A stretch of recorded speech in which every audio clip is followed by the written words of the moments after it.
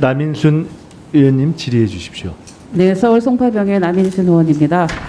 식약처가 2014년 9월 세계 최초로 췌장암 면역 항암제인 레아백스주를 조건부 허가를 했지만 허가 조건 미이행을 이유로 해서 올해 8월 25일 날 품목 허가를 취소한 것 관련해서 참고인 질의하겠습니다. 먼저 오늘 참고인으로 출석해 주신 강윤희 참고인 앞으로 나오시겠습니까? 예, 오늘 출석해 주셔서 감사합니다. 참고인께서는 식약처의 임상시험에서의 안전성 문제하고 의약품 허가 과정의 허술한 시스템에 대한 문제를 제기를 해서 당시에 중징계 처분을 받는 등 어려움을 겪은 것으로 알고 있습니다.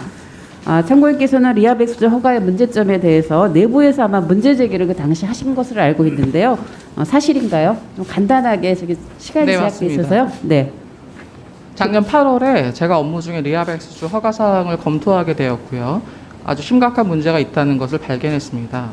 이 약이 이오탁신이라는 검사 결과에 기반하여 허가가 났는데 이오탁신이라는 검사 자체가 허가가 난 검사가 아니기 때문에 병원에서는 처방을 할 수 없는 검사였고요.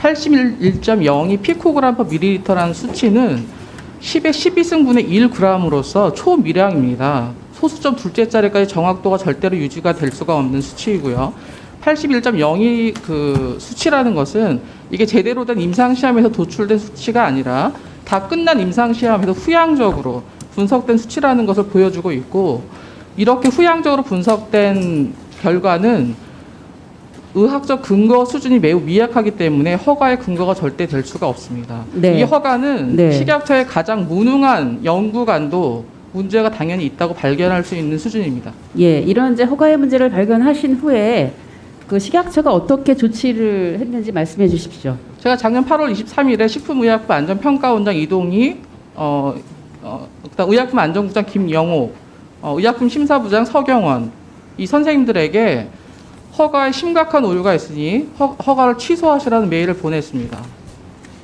예, 그러면 그 리아백스주가 영국에서는 임상 3상이 실패하였음에도 불구하고 이제 그 허가를 했습니다. 그래서 굉장히 이례적으로 실패한 임상 3상 결과를 사실 다시 분석해서 그 혈청의 이오탁신 면역 활성화 관련 물질 수치가 높은 환자의 생존 기간이 몇 개월 높은 것을 앞에서 말씀하셨는데 몇 개월 높은 것을 임상 2상으로 간주해서 조건부 허가를 했는데 어떤 문제가 있다고 보셔서 문제 제기를 하셨나요?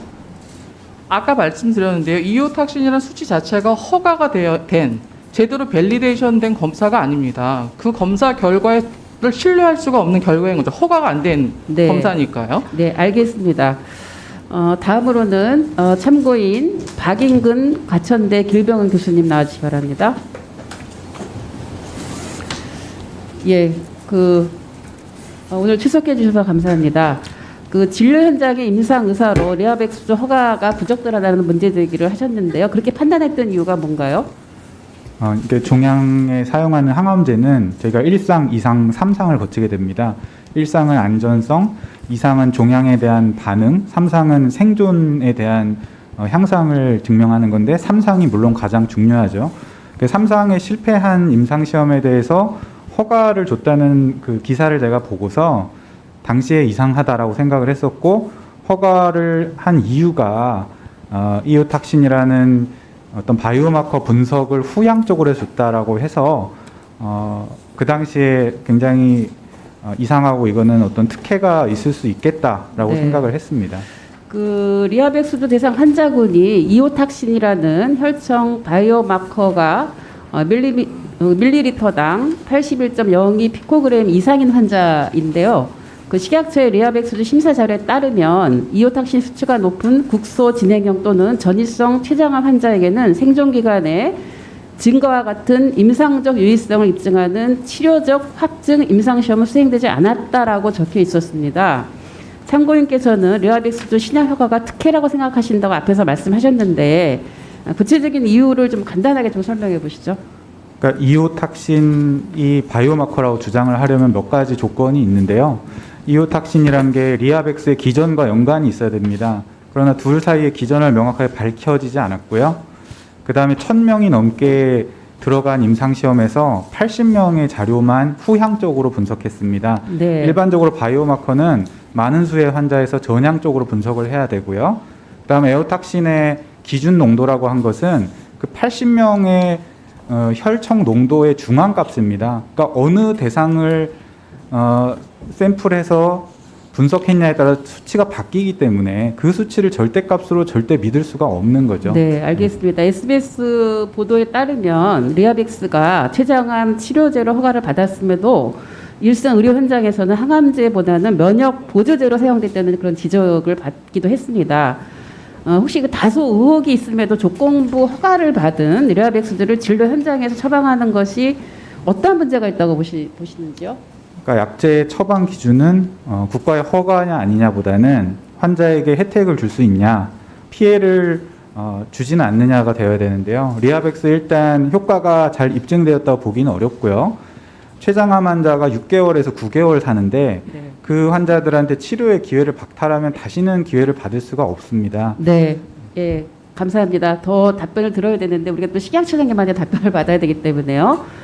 그 처장님, 두 분의 참고인 답변 들으셨죠? 물론 이거는 처장님이 계실 때는 아니에요. 2014년, 15년에 이루어진 일인데요. 영국에서 췌장암 환자의 생존 확인을 위한 임상 3상이 실패하지 않았습니까? 그 실패한 그 임상 3상의 후항적 분석한 걸 가지고 새로운 임상 2상으로 인정해 주면서 임상 3상 승인은 물론 조건부 허가까지 내준 것은 참 납득하기가 어렵습니다. 그래서 이렇게 실패한 임상시험 소그룹을 분석한 결과 대조군 자료도 없고 16명의 제한된 피험자를 대상으로 한 결과를 바탕으로 효능을 잠정 인정한 것은 굉장히 특혜적이지 않나 이런 지적이 있는 거고요. 반드시 병용 투약해야 하는 치료 보조제인 류카인주가 국내 허가 없이 유효성, 안정성 검토가 불가함에도 자가 치료용으로 환자가 개별적으로 구매하도록 하는 그런 방식으로 품목 허가를 진행한 것도 굉장히 이례적입니다. 그래서 그 당시 식약청의 허가 심사 조정 과장이 2013년 7월 카엘젠백스 부사장으로 취임하고 두 달 후인 2014년 9월 품목 허가를 신청해서 리아백스주 허가 과정에 깊숙이 관여했다라는 그런 가능성도 제기가 되고 있어요. 그래서 그 처장님께서 보실 때 이렇게 허가 심사 담당 과장이 사직하고 제약회사 임원으로 가서 허가 과정을 주도하는 거 이런 거 좀 문제라고 생각 안 하십니까? 네, 그럴 오해의 소지는 충분히 있다고 생각합니다만 아마 취업 심사 관련된 규정에 어긋나지는 않은 그 것으로 규정을 이제 좀 파악하고 다시 검토를 해봐야 될 네, 때가 됐는데요. 알겠습니다. 우선은 리아백스주 허가에 대한 부실과 졸속 심사 또 각종 특혜 의혹이 제기되고 있으니까 식약처 차원에서 적절성 여부를 자체 감사해서 종합감사 이전까지 그 결과를 제출해 줄 수 있으시겠습니까? 네, 그렇게 하겠습니다. 예. 감사 일정이나 결과 제출은 의원실과 한 번 더 상의하도록 하겠습니다. 예, 이후에 3상 조건부 허가제도나 여러 가지 그 제도적인 부분에 대해서는 종합감사 때 따로 한번 지적을 하도록 하겠습니다. 제가 오늘